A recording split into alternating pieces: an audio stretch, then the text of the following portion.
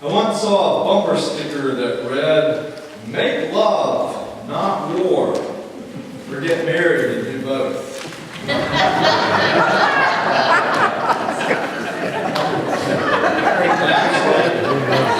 actually had the guts to start a wedding homily with that once.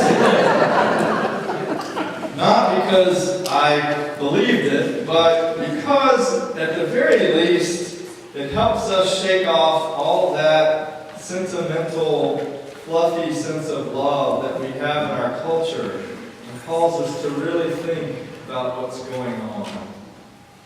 And I thought about that bumper sticker as I reread 1 Corinthians 13 this week. It's almost impossible to hear this beautiful, lilting text without thinking about it in the context of a wedding. Imagine that it is easily the most frequently read passage on such occasions in which romantic love is celebrated. But I'm not at all sure that that is the best context in which to hear these words. Because I'm afraid that hearing this beautiful soliloquy on love in that context leads us to believe that these words are primarily describing an emotion that we extend toward those who are ready to return it to us. And that makes Jesus' urgent invitations to love even our enemies almost unfathomable to us. How on earth can we love someone who may have absolutely no interest in our own welfare? And because in our contemporary culture we understand love, as we're about to celebrate it in a bit more than a week, on Valentine's Day, we understand love primarily as a mutually shared emotion. And it's no wonder then that we associate it with the heart. And I hope Mike does not stand up and point out the error of this illustration in my sermon.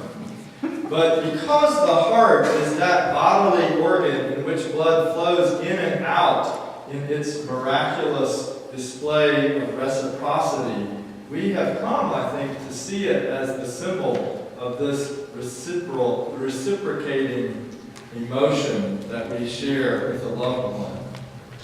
But the ancients, apparently, as I understand it, did not locate love in the heart organ, but rather they located love in the intestines.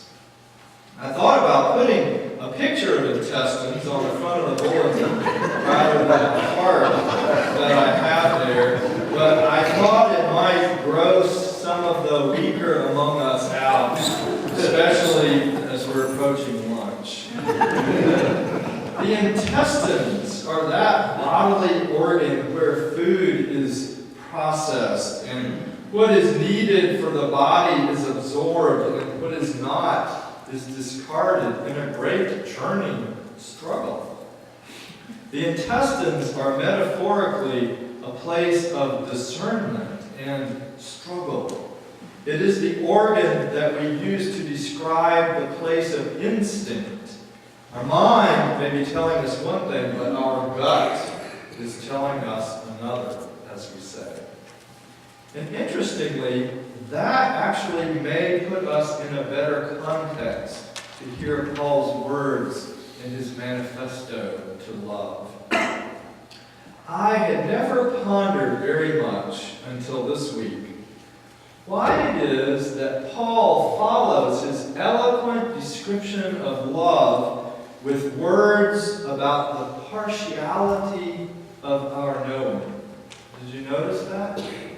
Paul ends this soliloquy on a note about the incompleteness of human gifts, the incompleteness of human development, and the incompleteness of human knowing.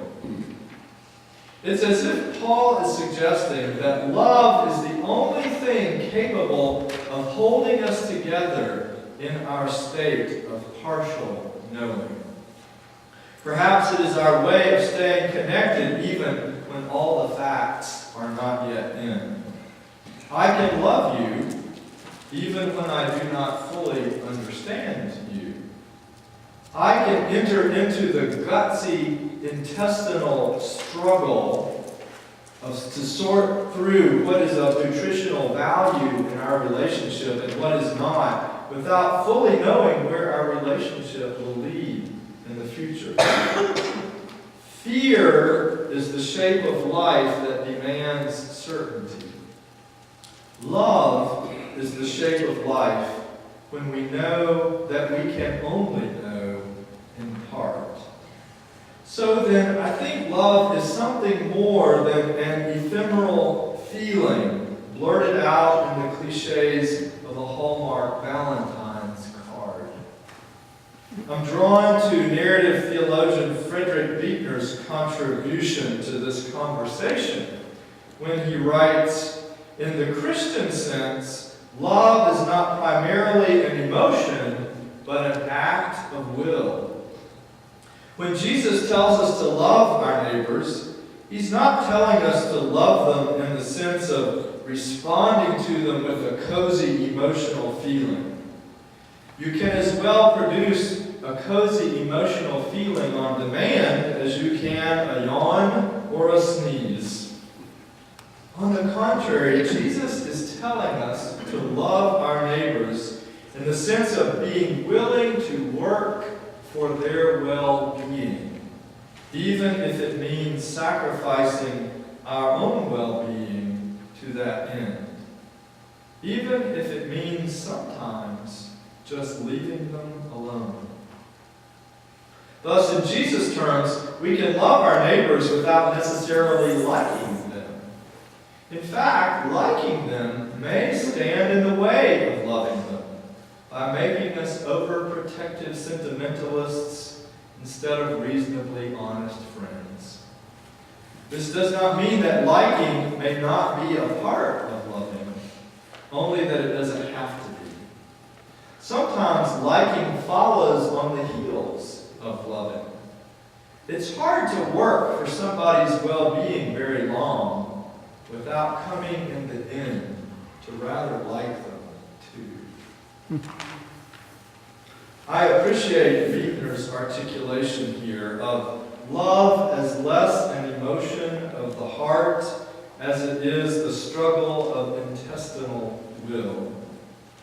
But I do want to add a caveat or two. Please don't hear me, or I think Buechner, or the Apostle Paul for that matter, as inviting anyone to be a doormat. And I'm thinking particularly here of abusive relationships. Though love is the shape of life when we know only in part, love does react when we do indeed know. And when we know that we are not safe in a relationship, whether emotionally or physically, like the intestinal tract itself, we must not take in what is not healthy for us. And we must take concrete steps to increase our safety and the likelihood of our own well-being. And not only must we nurture our own well-being, but it's not ultimately in someone else's best interest to allow them to abuse another human being. For abuse damages their souls as well as ours. As Jesus said, we love our neighbors as we love ourselves. I would also suggest that working for the well-being of others should also be done with humility. And I think this gets to the very heart of Paul's point here. We may have a gift or an insight, in fact, all of us do, but because we know only in part, we cannot presume to impose our wisdom on another human being. We've all been in situations in which we felt compelled to tell someone something for their own good, when in actuality, we were telling them something to make ourselves feel better, or more justified in our own position. Whether it helped them become a better person or whether it didn't. Even as it calls us to work for the well-being of others, love is a humble place from which to start the work, because it always acknowledges a knowing only in part. So to end where I began, love and war may be opposites, but love and struggle are not. Whatever we may mean by love, we must root it in the tenacious yearnings of God for the good of all creation. Whatever gifts we have for the upbuilding of the body of Christ, we are called to use them in the context of this loving struggle for the good of all. We are all called to live our lives in the context of a connected and engaged struggle for the well-being of the whole community and each and every individual within it. For no matter what our gifts, Paul wrote, there are three that stand out. Three gifts that will endure when the others have run their course. Faith, hope, and love. And the one that will get us the farthest toward the kingdom is the gutsy gift of love. So let us love. Amen.